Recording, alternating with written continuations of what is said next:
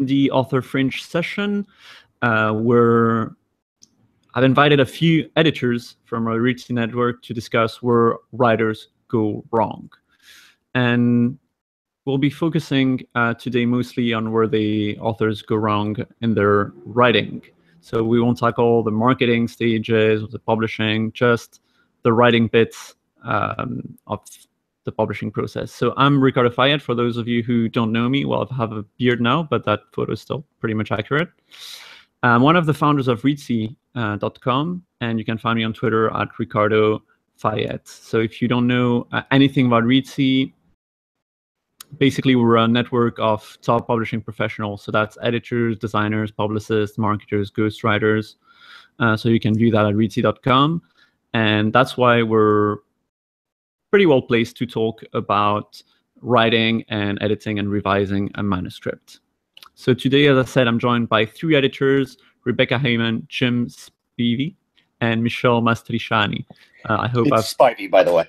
Sorry. Spivey, there you go. So I'll let all three of you kind of tell us a little bit more about yourselves and your background, starting with Rebecca. Hi, great to be here. Thanks for having me. I've been editing for a little over a decade, which makes me feel old, but also experienced, so I'll take it. I mostly work in fiction, focusing on authors with very high standards for their craft. And my sort of genres of preference, I suppose, are literary fiction, adult and YA, urban fantasy, adult and YA science fiction, and of course contemporary YA and adult.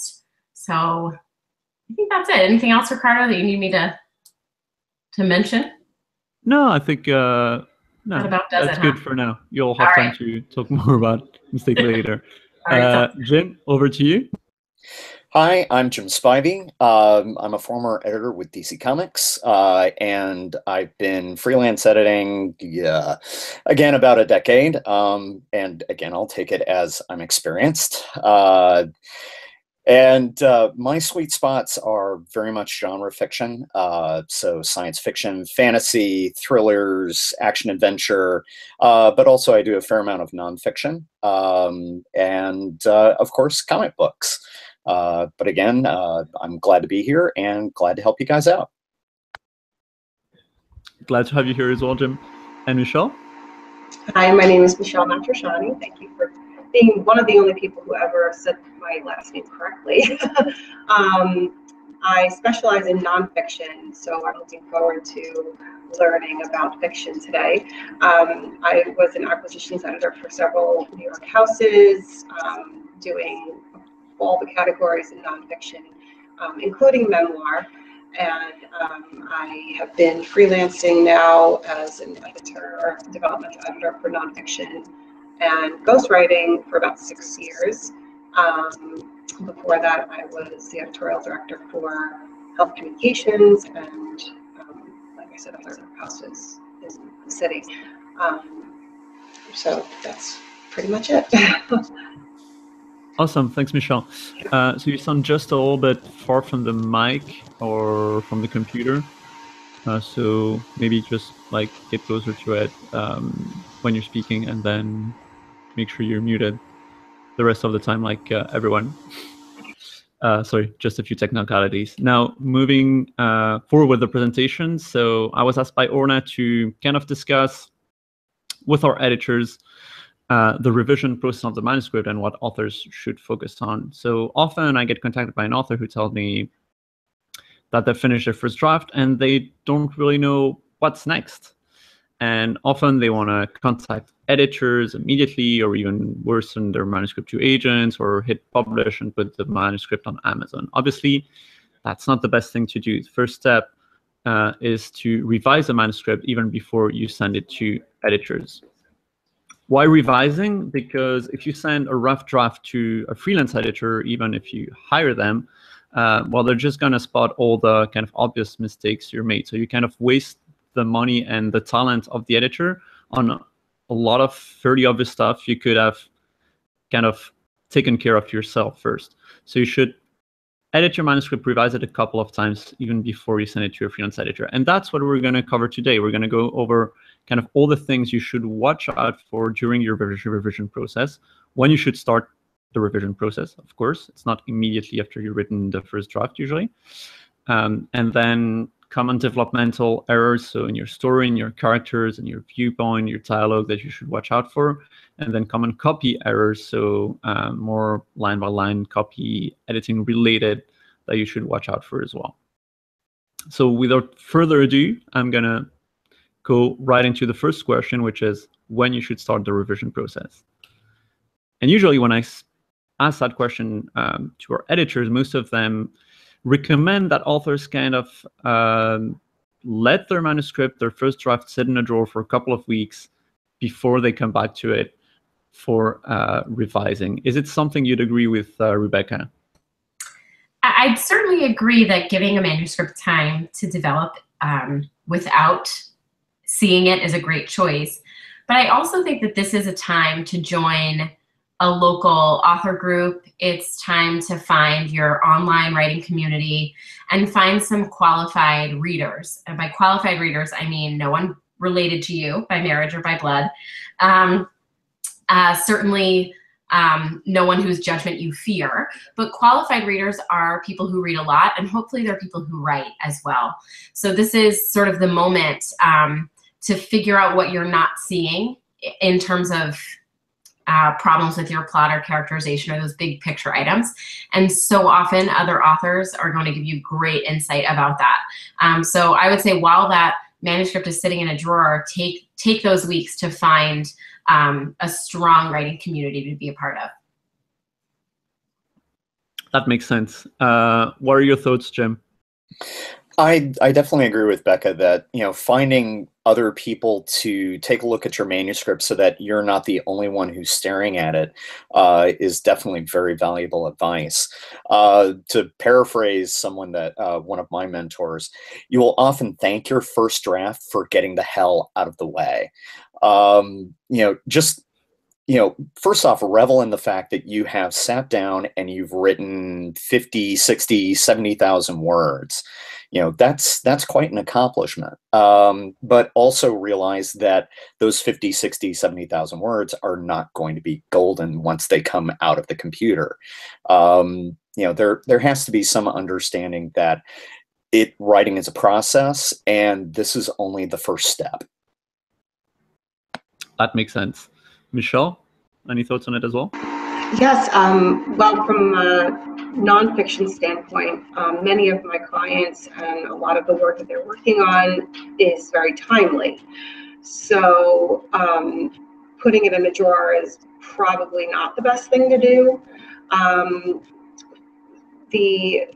A lot of people are writing their books in response to what's going on in the zeitgeist, or are professionals, medical doctors, lawyers, they need to get their message out there.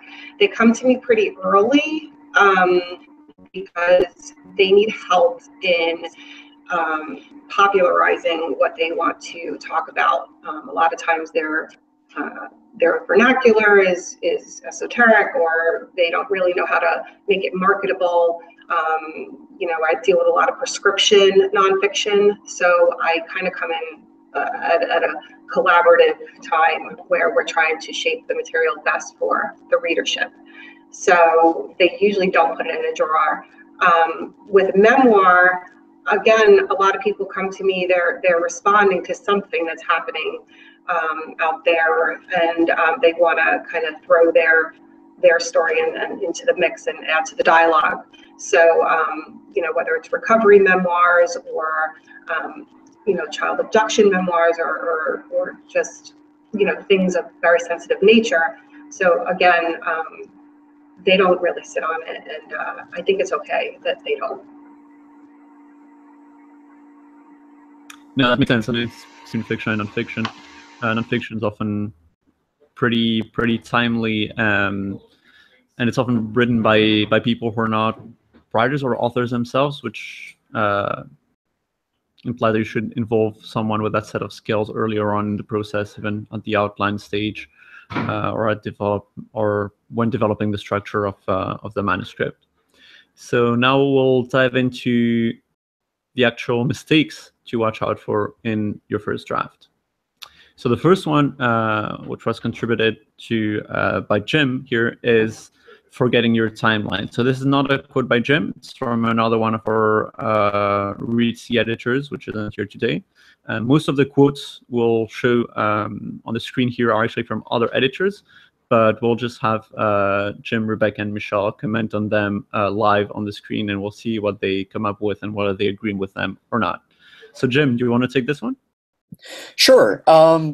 Timelines are really important, and it's not just important for fiction. It's certainly important for nonfiction as well. To look first at fiction, your timeline, is, how do you get from point A to point B?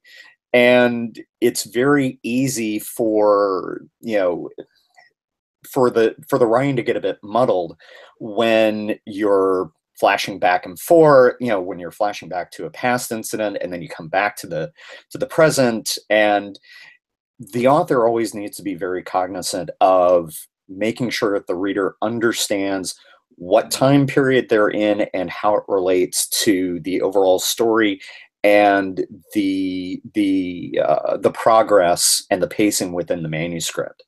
And while, like I said, it's very important for that to be present in fiction, in nonfiction, it's equally as important, because in nonfiction, it's very easy to go into tangents where, particularly like in memoirs or that type of writing, where you are describing things in chronological order, but then you're going to go off on a tangent to discuss something that's relevant to what you're discussing in the manuscript.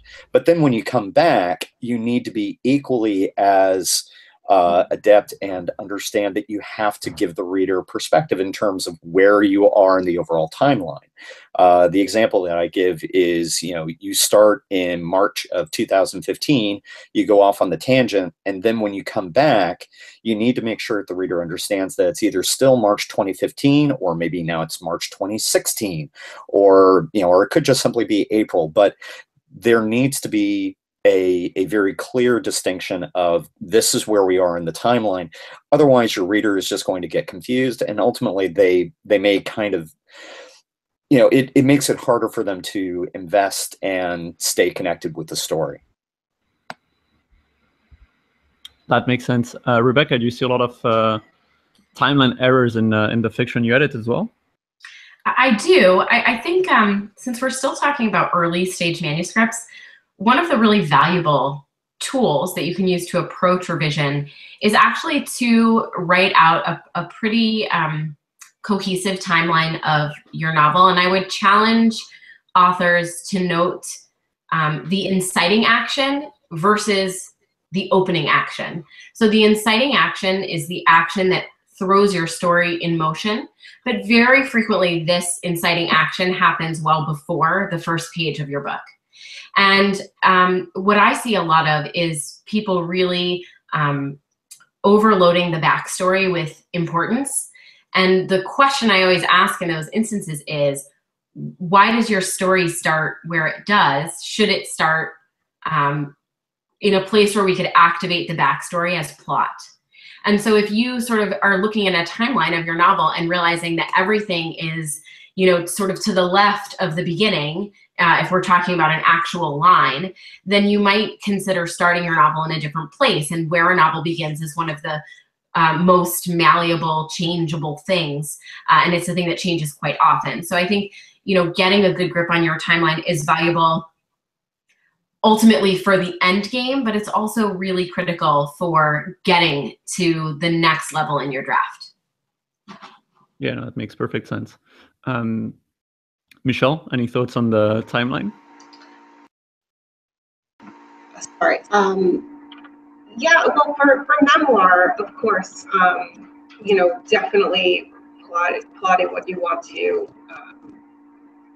talk about in terms of, how much as a child and what stage of their lives they're going to be talking about. A lot of people get confused with their timeline for memoir, thinking they have to start from the very beginning and then it turns into sort of an autobiography, and it's not. It's supposed to be a memoir.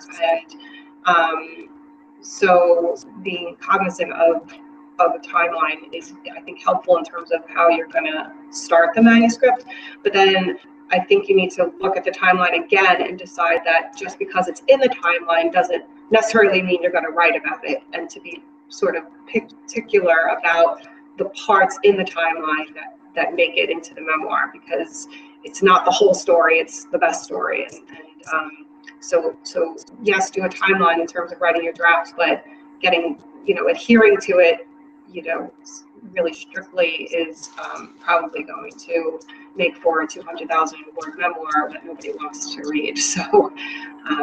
So I think as a tool to get started in remembering your story and making sure that you're recalling everything that's going to be relevant to the reader is important. Yeah, no, absolutely. And there's two sides to the timeline. It's figuring out, especially for memoir, what makes sense to include in it, and what should be better left out. And then there's also not forgetting that the readers, as I say in the quote, are not necessarily privy to the timeline. So making sure that in the manuscript you remind readers where you are, and if there are big jumps in the timeline, that you make sure readers are aware of them. So now over to mistake number 2, which is probably much more relevant to fiction or narrative nonfiction, which is poor storytelling. So it's actually something you contributed, Rebecca. So I'm going to let you talk about it. It sure is. A lot of authors begin with an idea about a conflict or an end result that is very appealing to them. And then they write toward that end result. And they'll do whatever it takes to get to that end result or circumstance, including relying on really poor story choices. I patently will not work with authors whose books rely heavily on amnesia, selective memory loss, or nightmares, because I'm so tired of seeing these tropes. Secret childhood trauma has a little bit more wiggle room, but this notion that our characters are moving through life with just a big empty patch of nothingness where the critical information should be is exhausting and gives no credit to your reader's intelligence. So these things just don't feel intentional. If you're looking for a way to create conflict and a way to create tension, think about presence instead of absence. So I don't want the thing that is missing to be what creates meaning in your story. I want what is in your story to create meaning in your story. It's pretty strong advice indeed. And we'll go more into conflicts and what's a good conflict and what's a bad conflict later on. Does this kind of storytelling advice apply to nonfiction, Michelle? Not necessarily. I think I would just advise people who are writing nonfiction, narrative nonfiction, whatever form, to read a lot of fiction and to realize that the devices that are used or shouldn't be used in fiction really they should apply and do apply to really well-written memoir and narrative nonfiction. Yeah, that makes sense. Jim? I guess what I would contribute, I mean, particularly from the standpoint of genre fiction, is that there, as Becca said, there are a lot of popular tropes out there, and what I tend to see are people who are wanting to capitalize on something that is very hip and very popular at the moment, but not really having any real attachment or even an understanding of that particular trope. And that unfortunately leads to poor storytelling, just simply because they're working with a story idea that they just don't fully grasp, or not so much that they don't grasp it, but more just simply that it's not something that really speaks to them. It's just simply something that they're like, oh, this is popular right now, so therefore it must sell. So that's what I'm going to write about. It goes back to the old adage, write what you know, but it's also, write what you like. Don't just simply go chasing a particular story idea because it's hip and it's popular. Like, yes, zombies are cool right now, but also zombies have been done to death. Is there something out there that excites and interests you, and from a story perspective? And once you get that excitement, then you're going to have an understanding of it. And as my colleagues have been saying, go out, take a look at other pieces of fiction or other pieces of nonfiction that are done in, that follow that same idea. Do your homework, find out how they tell their story, and not only just simply learn about the genre, but also learn about what you like about how another author does it and how you might want to do it differently. Absolutely, and I think zombies are done to death is definitely a quote I'm gonna pick from you and use in the future. So thanks for that. Now over to infodumps, which is definitely relevant to both fiction and probably even more nonfiction. So in fiction, it's quite often around characters' backstory or facts that the author just dumps into often the opening scenes, and which obviously endangers the pace of the novel. In nonfiction, quite often, I guess it's when you have subjects you really know a lot about and you just dump everything you know about it, but without any kind of sense of structure and any hint of storytelling throughout your nonfiction. So maybe we'll start with you, Michelle. You see often in nonfiction? Yes, a lot of it has to do with my authors being very concerned about how they appear to their constituents and their colleagues. So I really help them remember that they're writing this for readers, and I become a reader's advocate in that way. They want to, I don't want to say they want to show off, but they are trained, a lot of the professionals I work with, to write a certain way, and so we have to kind of kick some of the PhD stuff out of them and bring some creativity back in. But yeah, the info dumps come from, I feel like a lot of the authors think they're going to forget their stuff unless they get it down, and that's fine. Again, I work very differently with the information that's on the page. And a lot of times we have to, I don't want to say dumb it down, but we do have to find a memorable way to teach the information. And I think some nonfiction writers that I work with have benefited from understanding that in their way they're not really writing, they're teaching. And if they're going to lose their reader and their audience, then we have to look at the info dump again and figure out, what do they really need to know at this stage of the game? But more importantly, what are they coming to this book for? A lot of, most readers of nonfiction are coming for a specific takeaway, and we have to make sure that we keep that takeaway in mind. And so a lot of times, we don't need all of the information. We don't need, the entire diet or the biology of why the black diet might work. We just, really want to get on with it. So that kind of thing happens a lot. But I think it's better to have all the information and then for me to help, tailor it, than to not have enough information for me to kind of beg for more. So that's pretty much it. Yeah, no, it makes total sense. And one practice that I see often recommended for when you're writing your nonfiction is to kind of do a brain dump and get everything you know onto one page and then structure it from there. But it's obvious that kind of the brain dump doesn't constitute a book. You then need to organize it, structure it, and kind of define a theme, one main point you're going to be driving in your book. So Jim, maybe we're going to skip Rebecca on this because I'm realizing we're not going to have the time to have all three editors talk about every mistake in here. So Jim, since you contributed the info dumps and the characters' backstories you want to talk about that? Sure. You know, backstory is great. I mean, you need to have it. You need to understand where your character is coming from, but what doesn't go on the page is just as important as what goes onto the page. With a backstory, it's not something that, necessarily needs to be part of the narrative, and a lot of times really shouldn't be part of the narrative. In more cases, it should be something that motivates and inspires your character's actions and behaviors rather than something that they actually utter and say. And also backstories are something that can be hinted at.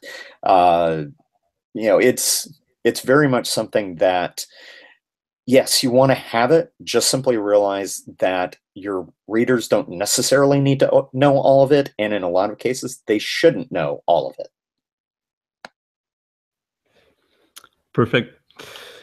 So now moving on to unrealistic conflicts, which is something that you hinted on before, Rebecca, right?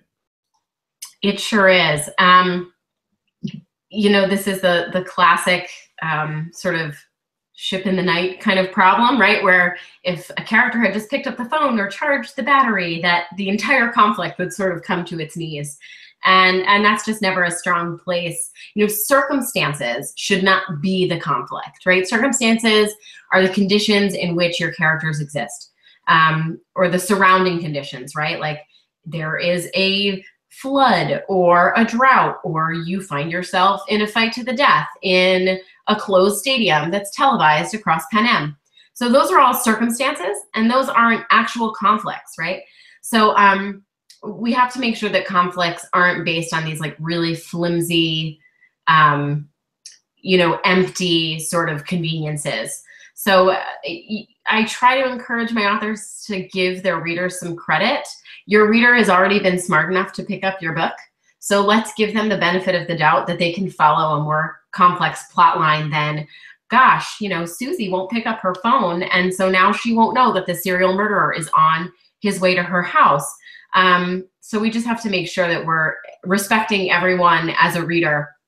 And like Michelle just said, which I love, being an advocate for our readers. And that means giving them a really satisfying story to chew on with meaningful conflicts that are, somewhat complex, and certainly, conflicts that rely on more than just a missing piece. Yeah, agreed. And one thing about conflicts as well, it's not necessarily between characters, it can be internal conflicts. And that's often where I see the most unrealistic conflicts. It's when a character has supposed internal conflicts that are very strong and that you don't really see the point of them. Is that something you see often, Jim? Yes, it is. Internal conflicts, exactly as you said, those are just as important as the external ones, and they can be equally unrealistic. It goes back to what I was talking about earlier, where, do your research. If you're going to have someone with post-traumatic stress disorder, understand how that works and how that affects a certain, how that can affect an individual. Don't just simply say that they have PTSD and then use that as a way to explain off everything that they then do over the course of the novel. Understand how that sort of stuff actually affects a character. And something that I actually see more with sort of unrealistic is unrealistic stakes. The stakes are what the story is about. It's, if this doesn't happen, if the characters don't resolve this, then this thing happens. Those need to be high. They can't be something simple. It can't be something like, well, if they don't solve this mystery, then the school is shut down. Well, that's okay, but go bigger, because if the stakes aren't important and they don't matter, then your reader, again, being an advocate for that reader, your reader ultimately isn't going to care about what the story is about. Agreed. I'm thinking this doesn't necessarily apply to nonfiction, Michelle, so yeah, no. I may be wrong. All right. So we'll move on to mistake number 5, which is also pretty specific to fiction, which is head hopping. So head hopping happens basically when the point of view in the story shifts from one character to another within the same scene. So from one chapter to another, it's okay. It's multi-POV, and we have a great example of that in Game of Thrones, or A Song of Ice and Fire for the fantasy epic fans. But head hopping within a scene is something that's kind of disturbing for the reader and confusing. So what are your thoughts on head hopping, Becca and Jim? Starting with Becca. So it's true that head hopping is a big problem, and it's also one that can be pretty easily avoided if you understand the difference between sort of indiscriminate head hopping and a very intentional multiple viewpoint POV. So the big difference that we look for here is that, number one, the easiest way to do it, to make sure you're drawing this distinction, is to keep only one narrative perspective per chapter.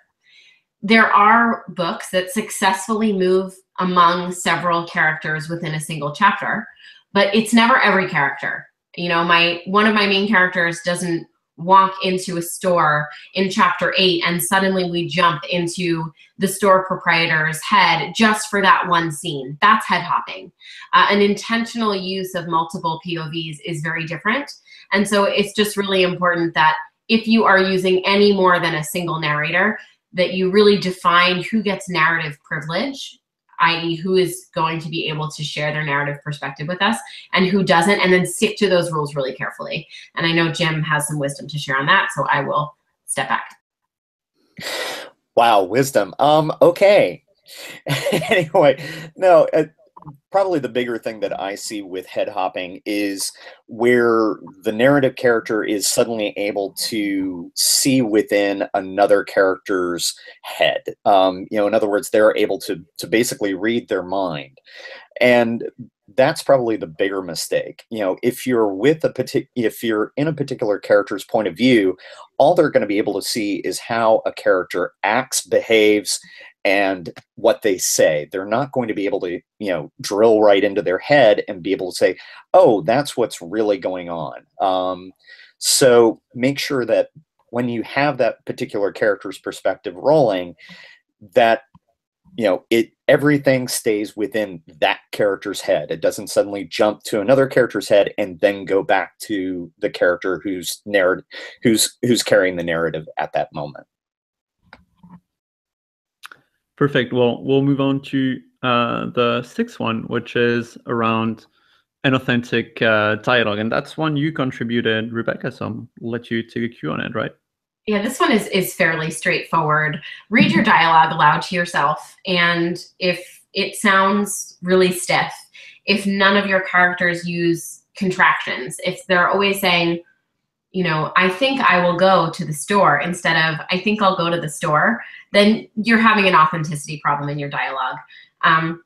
Make sure that if you're writing characters who are outside of your time or demographic, so if you're writing, you know, historical fiction and you happen to be a 35-year-old woman and your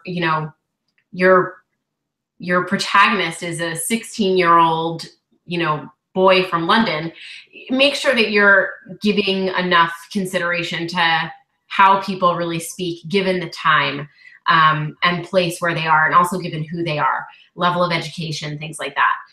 But really, it's about writing what you hear when you speak and when others speak, and trying to be as faithful to that as possible. Agreed. And is dialogue kind of something that memoir authors also struggle with, Michelle? Yes, I have seen so many memoirs that, you know, don't even include dialogue. I think that authors don't realize that they are allowed to use it, or that it would be a really good idea to use it. To really, I mean, it's something that needs to be practiced and studied, and it's one of the most important things for a really great memoir to have authentic dialogue. Just, you know, same thing, language, and, you know, for pacing purposes, that really using that or understanding for memoirists to know that they can use dialogue and that's encouraged, will help with the whole showing, not telling issue that I deal with, when we all deal with a lot. Yeah, and I didn't include the show don't tell kind of motto as a mistake here. I've included in the past in most blog posts because I think it kind of comes through in most of the mistakes that we'll be discussing. They're all kind of related, the info dumps, for example, to the bigger show don't tell. But obviously, it's something to keep in the back of your mind, whether you're writing fiction or nonfiction. So staying within the dialogue, the other big dialogue mistake is around dialogue tags. So there's kind of two currents that I've seen out there in advice. One that says that you should only use said as a dialogue tag, and another one that says that you are free to experiment with other dialogue tags as long as they don't disrupt the narrative too much. So which kind of side you stand on, Rebecca? I thought that was going to go to Jim first. Look, 90% of dialogue tags should be said. And the reason is because your dialogue tag is not a moment to show off your descriptive language skills. It is purely utilitarian. You are signaling that something has become an utterance, right?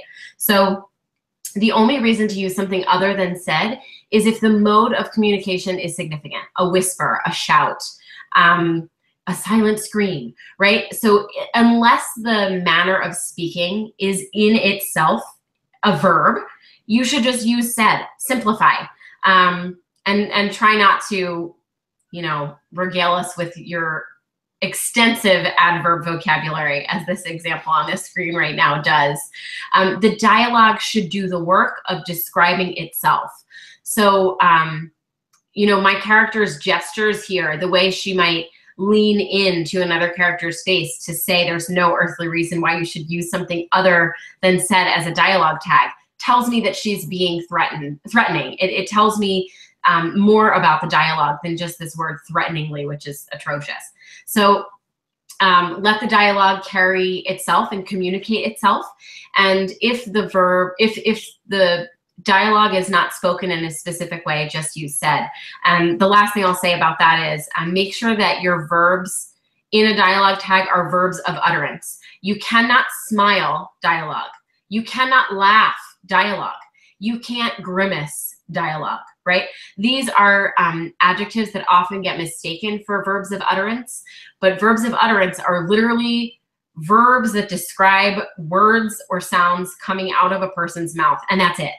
So if you are using any other verb in place of said in a dialogue tag, do make sure that it is a verb of utterance, whisper, yell, shout, things of that nature. Yeah, I think that sums it up pretty nicely. And again, the whole adverb thing goes back to the bigger show don't tell advice. Show through the description that the character is being threatening rather than used threateningly, as it did in this beautiful quote. Jim, anything to add on this matter? Yeah, and that's the. We talk about disruptive dialogue tags. You also want to make sure that the dialogue tag doesn't disrupt the flow of the dialogue itself. So looking at the example here, you want to make sure that you don't put your dialogue tag, there's no earthly reason. Then you put in the dialogue tag, she exclaimed threateningly, why you should use something other than said as a dialogue tag. That can throw off the pace and the flow of the dialogue. And it makes it makes it a little bit more jumpy. Generally, you want to put your dialogue tags either at the start or the end of the dialogue, and the only time you want to interrupt that dialogue is when there is a change in tone, where you do want to signify that somebody is doing a gesture, like there's no earthly reason, and then she pointed, or that type of thing. That's more where you want to disrupt the dialogue. But even there, be careful, because every time that you interrupt that dialogue, you're causing a bit of hiccup, you're throwing off the pacing, and you want to make sure that you're doing it with intention rather than just simply to sort of break things up. Agreed. And Michelle, which side do you stand on? Should authors only use said? Oh, well, for our purposes, you really have to be careful to not seem like you're fictionalizing your dialogue. So the more straightforward you are and the less flowery you are, you're gonna have your credibility saved, I believe. That makes sense. All right. Well, we'll stick to said in 90% of the time, and in fiction, maybe use shouted or whispered in some cases, but as a kind of rule, thing that you shouldn't be disrupting or distracting the reader from the actual purpose of the dialogue. Now on to purple prose. So what is purple prose, Rebecca? So purple prose is a way to talk about overwritten prose. And purple prose tends to rear its ugly head in some romance, and often paranormal romance as well. So this is just hyper descriptive language where we don't catch a noun that isn't modified with 3 adjectives, where there are just adverbs everywhere. Just excessive description of everyday items. A cup is a cup is a cup. Unless the cup is on the verge of shattering or there's a large crack in it that's going to sort of like harm our protagonist, I don't need to hear about it. So just understanding that your descriptions do slow things down. They do establish pacing and they can help you set a great pace, but they can also really take us away from the forward movement of the plot. So abusing the thesaurus is part of this. If you're looking for another version or another word that means the same thing as a word you're already using a lot, you're just using that term too much, so stop doing it. Don't replace it with another term that means the same thing. A general disconnect between form and function or language and meaning. So, I once got a query from an author who had written their entire novel in the form of Facebook messages, exchanged between two young and in love people. And it just became so grating and annoying after a time. And it was already dating that prose before it had even seen the light of day. So, make sure that the novel form is already a form, it's already a medium for art, and it doesn't always have to be meddled with. It can be, that pushes you into a slightly more literary designation for your work. Just write the kind of prose that you would enjoy reading and that doesn't sort of really drag on your eye. I think it would serve everyone well to, read a novel like Cloud Atlas, which is a slower read because of the density of its language, versus just a blatantly sort of purple piece of prose, like a real pulpy romance novel, to notice the substantive difference between prose that is dense and prose that is just excessive. All right, so read Cloud Atlas. I'm sorry in advance. All right, sounds good. Well, I'll pick it up later. Michelle, I guess that kind of overriding is a common mistake in nonfiction as well when you're trying to explain something to people who are not necessarily experts on the subject, right? Well, yes. I don't have a problem with this excessive description in some prescriptive nonfiction because we require that. It's just how you choose to describe it. So instead of a thesaurus, I need to get a dictionary and actually get the definition of some of the words. But in terms of description in prescription nonfiction, and I'm saying that, in terms of like whether you're a professional specializing in something and you're going to do like a health book or psychology or something,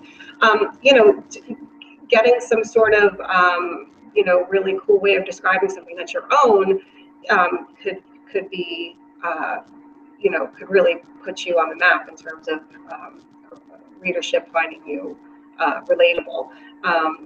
There's a reason why we know what our lizard brains are and, don't go around saying amygdala or however you say it. So that kind of description could be really fun and could really welcome the reader in. But yeah, I agree. You don't want to, you know, again, from what I said earlier, you don't want to get caught up in trying to show off or trying to prove how smart you are to your colleagues, and you know, I'm afraid they're going to critique me, and it's not a hardcover, and this and that. And it's like, we already know you're smart. You have a great idea. You're publishing a book. You know, you don't have to back it up with, you know, your language and your big words. Yeah. So keep in mind who your target audience really is, and don't try to show off to colleagues. All right. So we're moving down now to more copy errors. So errors that would be tackled within the copy editing stage. So obviously, all these mistakes that we're going through today are kind of pointers to give you for when you're revising your manuscript. You're not gonna even working with beta readers in your revision, in your second draft or third draft, and that's why you should absolutely involve an editor at some point. But as I said in the beginning, make sure that you kind of get rid of all the rougher mistakes, so that editors can really refine your manuscript further, and so that you don't basically waste their talent. So try to get rid of mistakes 9, 10, 11, and 12, which are going to be more copy editing, but don't worry about them too much, because you should definitely work with a copy editor who will pick up all of them. So the first one is the inconsistencies in names and spelling. Is that something you come across fairly often, Jim? It is. As you said, you know, this is something that a trained copy editor will help you with, particularly by creating a style sheet where they outline all the spellings and even, you know, the made-up words and that sort of thing. They'll outline all that sort of stuff for you. And also, even in nonfiction, you know, a style sheet is equally important. But, you know, making sure, you know, like with nonfiction, making sure that you get brand names spelled right. You know, it's an easy Google search, you know, like Post-it note, you know, there's a very specific way that it's spelled, or, you know, or any company, you know, make sure that you get those spellings right. And then, you know, then on the fiction side, you know, try and get your main characters, you know, get those names spelled correctly. But just as important with inconsistencies in names and spelling, you also need to be careful about inconsistencies with pronouns, you know, making sure that your pronouns have proper antecedents. But we can talk about that more potentially on another slide. Potentially. I'm not sure you have one. Well, let's find out, unless you want to add something, Michelle. No, my clients are pretty careful about the names that they're dropping, and they know they usually don't get it wrong. Yeah, no, I guess if you're writing a memoir, you probably don't want to make any mistakes in names and spelling. So now down to another type of misuse, and it's the misuse of tense, and that's more specific to fiction, I guess. And I had one of our editors give me an example once that was mostly about novels written in present tense that had mistakes where the author switched back to past tense. But here on the slide, we have an example of like manuscript written in past tense, and in a flashback or change of timeline, flip abruptly to present tense. Is that something you come across often, Rebecca?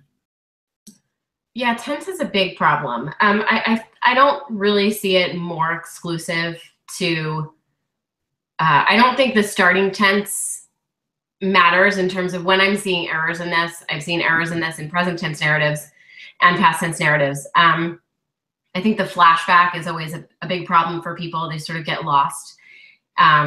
If they're writing in past tense, then a flashback, it technically requires a different tense, a different kind of the past. And I won't get into all the technical terms now, but you can, this is all a pretty easy Google search away, which is why it's something that's worth educating yourself about before you start revising. You can just simply ask yourself, if I'm talking about an event, what is its relationship to the present? So is it in the simple historical past? Is it in the past of the past, right? If I'm already writing in past tense, then I flash back and I'm even more past. So when you determine, it's sort of what Jim was talking about with timeline, and frankly, this is applicable to nonfiction as well. When you know when an event takes place, you can make sure you're writing about it in the correct tense. Yeah, it's true. I guess it is applicable to nonfiction. So Michelle, do you want to talk a little bit about it? No, I agree. All right, perfect. So moving down to another type of misuse, this time punctuation. And I know all editors I talk to are very adamant about punctuation. It's something a lot of authors go wrong. So I'll just ask all three of you, starting with Jim, what are the most common punctuation errors you see? There are two, really. One of them is the misuse of the semicolon. You know, again, I won't necessarily get completely technical here, but the semicolon is specifically to connect two sentences that you know, that work together. And also sometimes it can be used when you're doing a long list and you have commas within, you know, sections of that list. The semicolon is a subtle enough piece of punctuation that to a certain extent you may kind of want to leave that in the copy editor's purview than necessarily try to execute it yourself. But that's something I see often misused. Also, the other thing to be careful of is punctuation like semicolons and colons within dialogue, because that's not really something that you can speak. So, you know, while that may be proper grammar, like I said, it's not necessarily something that you speak. So generally in dialogue, you're going to see more colons, em dashes, ellipses, as those are something that can be easily translated to speech. Awesome. You're kind of the mistake you come across most often in punctuation, Michelle? Well, I have people who don't use it, so that's always interesting. Punctuation, no. Grammar seems to be a big issue for me, more so than punctuation. You know, yeah, I have a few people, you know, love their ellipses, and I appreciate that. I'm an em dash freak myself, you know, so I think we get attached to certain punctuation, but for the most part, it's fine in terms of the nonfiction I've dealt with. Sounds good. And you, Rebecca? I think misuse of semicolon is certainly a big one in my work as well, but the comma splice is a big problem. The comma splice is when you use a comma in place of end punctuation, such as a period or semicolon. So you'll know you have a comma splice when you've connected two independent clauses, which means there's a subject and verb on both sides of the comma. So you need a semicolon or a period there. You can't just use a comma to start connecting whole sentences. It makes the prose feel really frantic and kind of bad. So don't do that. And if you want examples of any of these things, because they are hard to talk about, sort of just, it's hard to understand these by listening. It's much easier to understand them when you can see examples. Google is your friend here. I mean, there's so much great information about grammar that is a lot easier to digest than those thick, terribly structured grammar books that we all had in elementary school. You can really master this. I know it's intimidating for a lot of people because they were bad at it as kids. Grammar is very poorly taught in American schools. So give yourself an opportunity to master your craft, and that means mastering the tools of your craft, which are letters, right, actual physical letters, and punctuation. So get really good at this stuff. Don't let yourself be bullied by the memory of bad grammar lessons when you were a kid. Absolutely. And as Rebecca said, it's easier to see examples of this. So if you Google BookBub common writing errors, you'll come across a blog post. We put together 4 BookBub using advice from our editors, and there are quite a few examples of misuse of punctuation in there, including semicolon, n dashes, and m dashes. So take a look at it. It's easier to see it written than talk about it. Now, the last mistake is misplaced or dangling modifiers. So do you want to take this one, Jen? Oh boy. Yeah, this was the time where I thought that maybe you were going to go to Becca first, but that's okay. Anyway, no, the dangling modifier is misplaced is probably a better word for it, where the modifier for a particular noun is put in the wrong place in such a way that it's now modifying something else. It's a very subtle and it's a very tricky thing. The best way to look at it is, think of your noun and its description as a paired couple, and you want to keep that couple as close together as you possibly can without, no, you really just want to keep them as close together as you possibly can, because otherwise what you'll end up with is, like I said, a case where that modifier is suddenly describing something else, and you end up with a very potentially awkward situation within your within your story. And why don't we go to Becca, who probably has figured out her response by this point. Yeah, I mean, look, it is really hard to talk about grammar. It's a lot easier to look at a mistake and say, this is why it's incorrect. The big message here is that you want to keep any modifications to a noun or verb as close to that noun or verb as possible. So we can actually look at the example that is on the slide right now. After making some repairs, the pigs soon found their way to the fixed trough. So this puts we have a dependent clause after making some repairs. And after that comma, my brain, my English as a native language speaking brain, says that whoever made those repairs, whoever did the verb, should be the next word. So my subject is right there. And actually there's a totally absent subject. So this sentence has a lot more problems than we thought. After making some repairs, Farmer Joe watched the pigs find their way to the trough, right? So the problem here is that we have a modification to a noun that is totally absent. And then, it's repetitive, right? That we know that the trough is already fixed, so we don't need to say that it's the fixed trough. It's already had some repairs. So the idea here is just to make sure that when you have a subject, its adjectives or other modifications are right there. So I wouldn't say, the pigs near the trough found their way to the, well, maybe I would say that. I don't know. This is really hard to sort of just like spitball a bad example. But, when you have, let's say,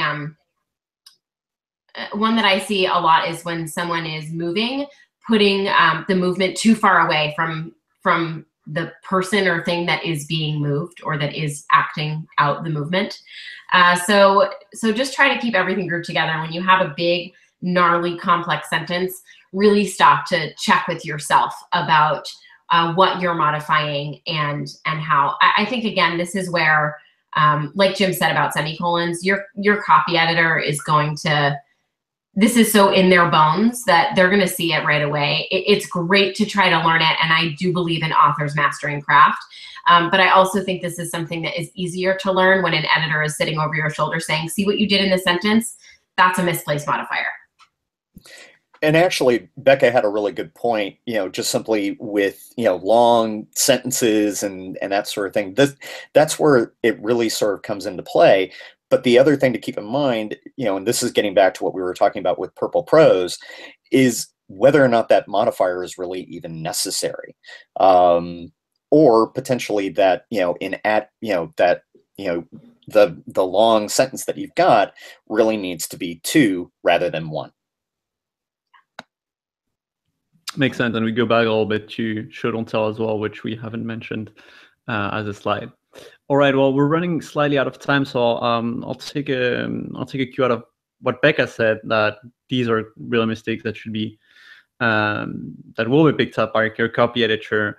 So as I mentioned, we have some of the world's best copy editors and developmental editors and proofreaders on Reedsy. So feel free to come by. We've been running for over 2 years now, and we've helped close to 2,000 authors with their books, helping them find the right partners for their projects. So if you've watched this far, you've got a special URL here which you can use, reedsy.com/love/French. And if you sign up before March 20th, you'll get $20 off your first collaboration. So make sure you use that link if you're signed up. And if you're already a Reedsy author and you've watched this presentation and you want to get the discount as well, just drop me a line. Here's my email address. Here's a little picture of our offices in London. So if you're ever in London, feel free to drop me a line to get coffee. And if you have any questions you want to send to our editors who've taken part in this presentation today, same thing, drop me a line and I'll make sure that question reaches them. Rebecca, Michelle, Jim, thanks so much for taking part today. Thanks for having me. It was awesome. Thanks. Yes, thank you. It was really great. Excellent. And I hope everyone got some good value out of this presentation. Have fun with the rest of the Indie Author Fringe, and hopefully see you in Reedsy soon.